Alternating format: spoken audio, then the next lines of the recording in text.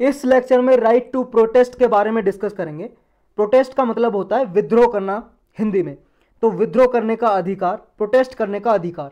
Supreme court ने अभी अपने एक जजमेंट में बोला है कि फार्मर्स के पास राइट टू प्रोटेस्ट करने का अधिकार है और था, लेकिन इसका मतलब ये नहीं है कि वो रोड को ब्लॉक करेंगे इनडेफिनेटली, असीमित समय के लिए वो रोड को ब्लॉक कर देंगे। क्योंकि देखो, अगर ये अपने राइट टू प्रोटेस्ट को यूज करने के लिए अगर रोड को ब्लॉक करते हैं तो ये जो सारे सिटीजन का राइट है, right of citizen to commute without hindrance, कि हर एक सिटीजन का ये अधिकार है कि वो कम्यूट कर सकता है, मतलब एक प्लेस से दूसरे प्लेस पे जा सकता है बिना किसी बाधा के, हिंड्रेंस के। तो इस अधिकार को रोकता है इनका राइट टू प्रोटेस्ट अगर ये रोड को ब्लॉक करते हैं, जाम करते हैं। तो इसलिए कहा है कि भाई साहब रोड को ब्लॉक मत करो। तो राइट टू प्रोटेस्ट है क्या और कहां से आता है ये? क्या हमारे कॉन्स्टिट्यूशन में लिखा हुआ है ये एक्सप्लिसिटली?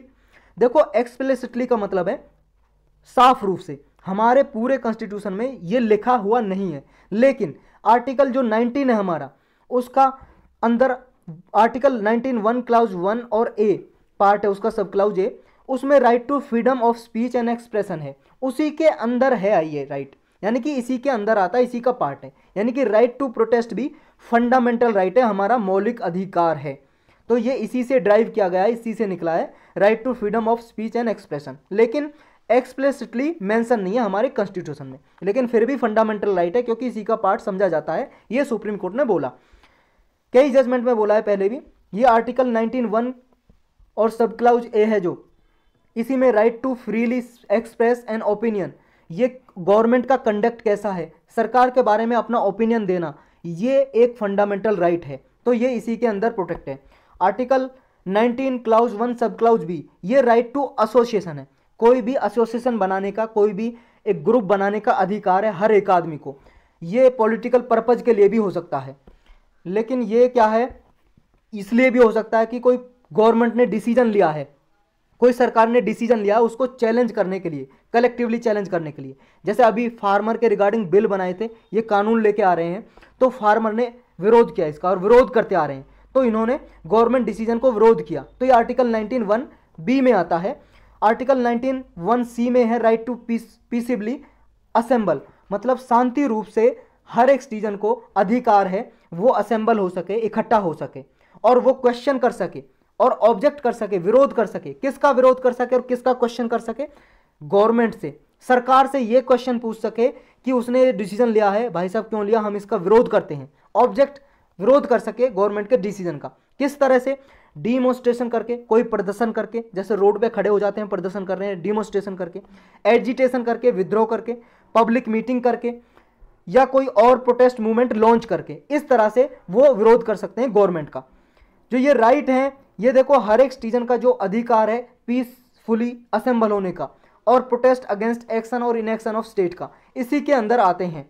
तो एक तरह से जो पीपल है उनका जो राइट टू प्रोटेस्ट है, ये इंश्योर करता है कि हर एक नागरिक वॉच डॉग की तरह काम करे, एक देखभाल करे, जिम्मेदारी हो उसकी, एक वॉच डॉग की तरह काम करे कि कोई गवर्नमेंट का एक्ट है उसको मॉनिटर करे। तो ये फीडबैक प्रोवाइड करता है एक तरह से राइट टू प्रोटेक्ट। अगर पीपल ऑब्जेक्ट करते हैं, गवर्नमेंट के डिसीजन का विरोध करते हैं, तो गवर्नमेंट को फीडबैक देता है, सरकार को फीडबैक देता है, जिसके बाद गवर्नमेंट को ये पता लग जाता है कि भैया ये लोगों को पसंद नहीं आ रहा हमारा डिसीजन और इसमें हो सकता है मिस्टेक है, कुछ गलतियां हैं। तो अपनी मिस्टेक को गवर्नमेंट रिकॉग्नाइज कर सकती है, पहचान कर सकती है और उन्हें रेक्टिफाई कर सकती है, उन मिस्टेक को हटा सकती है। तो गवर्नमेंट को एक तरह से फीडबैक देता है ये। तो राइट टू प्रोटेस्ट पे क्या कोई रेस्ट्रिक्शन है, कोई बाधा है, कुछ रेस्ट्रिक्शन लगा सकती है सरकार? हाँ, बिल्कुल लगा सकती है। वो आर्टिकल 19 क्लाउज 2 में ही दिया हुआ है। रीजनेबल रेस्ट्रिक्शन लगाई जा सकती हैं right to freedom of speech और एक्सप्रेशन पे। वो कौन कौन सी रेस्ट्रिक्शन है, कब कब लगाई जा सकती हैं? वो ये हैं, इसके बेस पे लगाई जा सकती हैं। पहला है sovereignty and integrity of India, अगर इंडिया की सॉवरेंटी को या अखंडता को खतरा है तो वो रेस्ट्रिक्शन लगा सकती है, बाधा लगा सकती है, रोक लगा सकती है। अगर सिक्योरिटी ऑफ द स्टेट, हमारे स्टेट की यानी कि गवर्नमेंट की यानी कि हमारे देश की सुरक्षा को कोई नुकसान है तब भी लगा सकती है। Friendly relation with foreign states, अगर कोई हमने विदेशी मतलब कोई विदेश से, फॉरेन स्टेट से, मतलब किसी कंट्री से हमने अपने फ्रेंडली रिलेशन मेंटेन रखने और उसको नुकसान हो रहा है किसी प्रोटेस्ट से, तो हम रोक लगा सकते हैं, यानी कि गवर्नमेंट रोक लगा सकती है।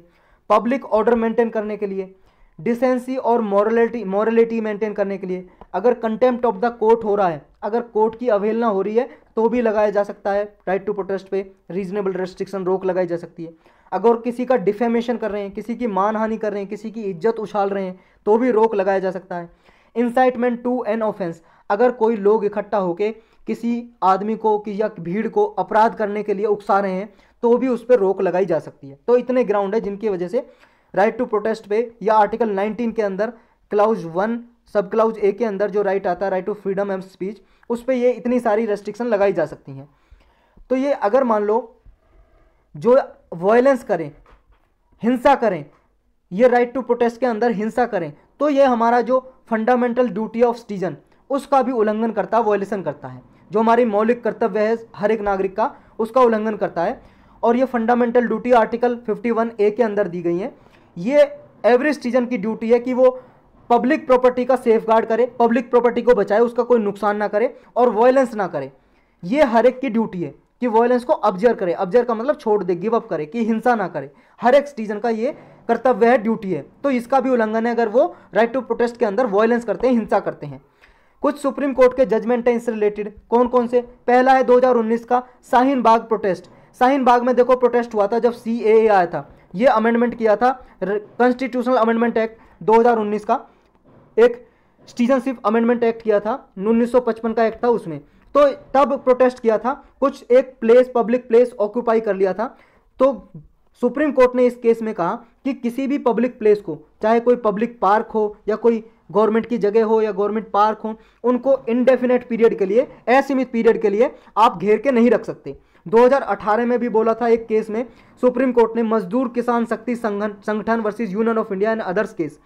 इसमें दिल्ली के जंतर मंतर पे जो प्रोटेस्ट करते थे लोग, डिमॉन्स्ट्रेशन करते थे, प्रदर्शन करते थे, जंतर मंतर एक एरिया दिल्ली में, वहां पे विद्रोह करते हैं अभी भी लोग। तो इसके रिगार्डिंग जजमेंट दिया था।